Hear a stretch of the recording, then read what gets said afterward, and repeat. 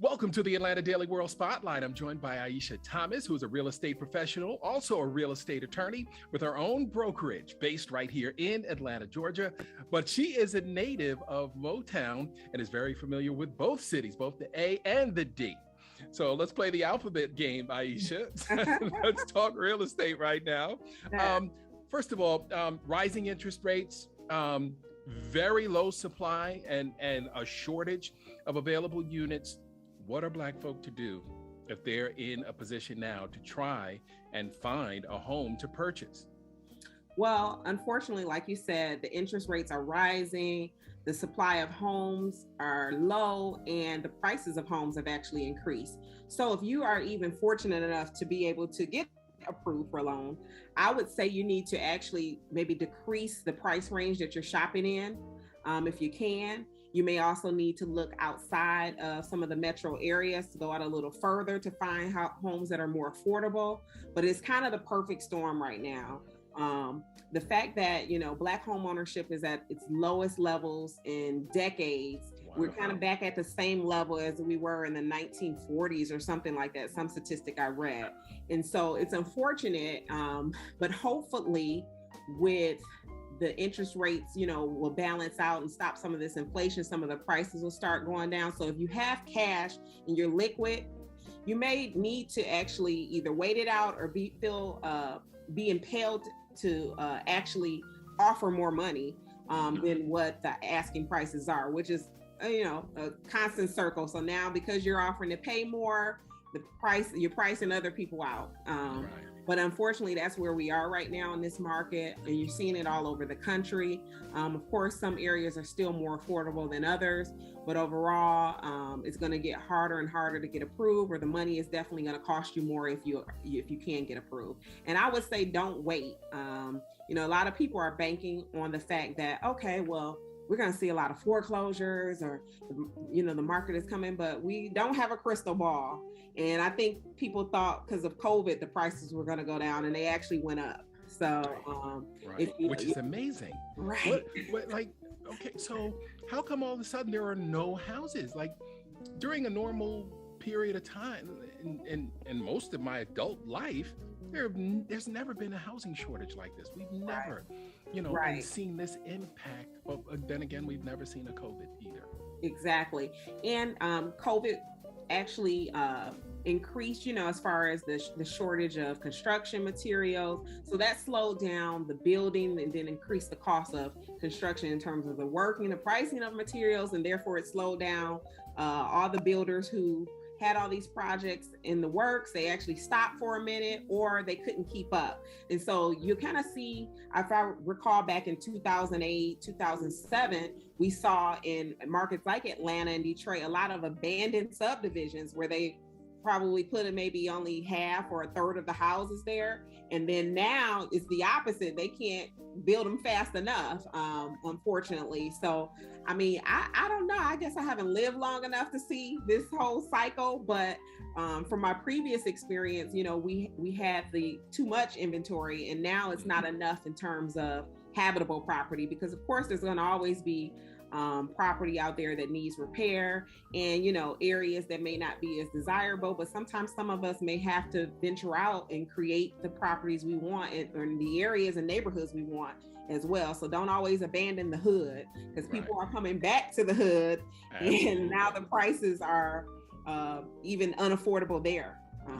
Markets. Are you seeing that same trend in Detroit as we're seeing it here in Atlanta, where people are returning to the inner city? Yes, absolutely. Absolutely. Because people are tired of being in the car right now. They want to be close to the action. They want to be close to the restaurants, the shopping. And both markets have experienced an influx of, for lack of a better word, gentrification, which can have positive and negative connotations. Both markets are seeing it where, the after repair values of even some of the properties in the hood, if you have the money to invest to repair, you'll definitely see a return, or this is the time to move into those areas where you'll get a lot of equity later on with your investment as the property values increase. Yeah, I think we want to Tell folks to exercise caution. It's not as easy to flip a house as it is on TV. Right. It's definitely not that come back in 30 minutes and the house is done. I would definitely say make sure you hire reputable contractors or get some help or get, partner with someone a little bit more experienced than yourself. But it doesn't mean it can't be done. And I definitely say exercise caution, as Mark suggested, in regards if you're trying to get in the house flipping game. But there's definitely still opportunities out there, especially in the Detroit market, where the prices are still relatively low compared to other places, and there's still room to get a nice return on your investment there. Atlanta, those margins are getting a lot smaller. Yeah, I saw something interesting not too far. I live out in Gwinnett County in the northern part of the county, and I saw something interesting in a brand new subdivision that they're building, and it was homes that are for rent only. Yes. Is that a trend we're going to start seeing now? Because yes, I didn't get it. I didn't get it. It's whole investment companies now that's their model. And they're either buying up portfolios for rent only, or they're strictly developing for rent only. And the reason why is because the interest rates are so high. And, is there still some job instability, even though we got a lot of people, what is it called? The Great Resignation. Oh, yes. Jobs. Yes. But unfortunately, there's still there's going to be even more challenges to getting approved with the rates and the cost of the money going up. So it makes a lot of people say, hey, I can't afford to buy, but I still want to live somewhere nice. I want to live in a good area with good schools. So I'll continue to rent, and I can afford this $2,000 rent. So I'll just continue to rent, leases in a nicer area, bigger property. And so that's a model that I think more people are being pushed towards, unfortunately, because they're finding the cost of purchasing a little bit too much for them at this time. Right. So my mother just recently sold her home. The issue she's facing, though, is where to go. She made a great profit, but you've got to spend more to go someplace else. I mean, It's such a catch-22 right now. Right. So what with dollar signs looking at this equity? Yes. Like, unless you have another home you already own, right. Otherwise you won't be able to afford to live in that same neighborhood that you just sold the house in. So exactly. Wow. How long do we think this trend is going to continue? Do we know if the bubble's going to burst anytime soon? Mark, that's the biggest question there. I wish I had a crystal ball.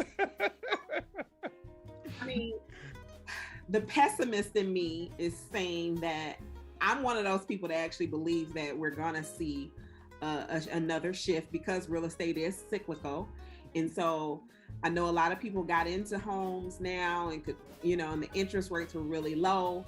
But if we see this inflation going up and people are not making enough money, where the job market starts to shift again, we may see a higher rate of foreclosure coming.